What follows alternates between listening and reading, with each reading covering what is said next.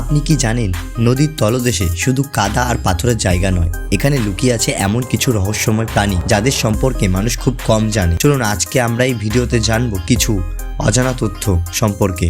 Number 1, গুনুচ মাছ হিমালয় অঞ্চলের নদীতে পাওয়া যায়। ওজন 100 থেকে 200 কেজি পর্যন্ত হতে পারে। শোনা যায় কিছু ক্ষেত্রে মানুষের দেহাবশেষ খেয়ে মানুষ খেকো আচরণ তৈরি করেছে।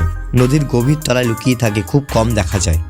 নাম্বার 2, অ্যানাকন্ডা সাধারণত অ্যামাজনে কিন্তু নদীর তলদেশে লুকিয়ে থাকে।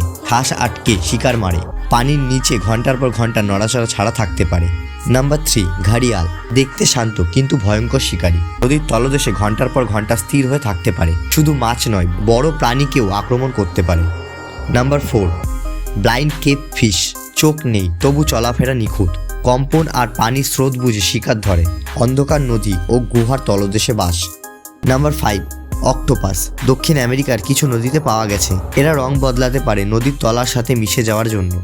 খুব কম ফুটেজই আছে, তাই রহস্যময় আজও। নাম্বার 6, অ্যালিগেটর স্ন্যাপিং ট্যাটেল পাথরের মতো স্থির থাকে নদীর তলায়। জিহ্বা দিয়ে মাছ টেনে আনে। কামড় এত শক্তিশালী যে আঙুল পর্যন্ত বিচ্ছিন্ন হয়ে যেতে পারে। নদীর তলদেশে এখনও অনেক অজানা প্রজাতি থাকতে পারে।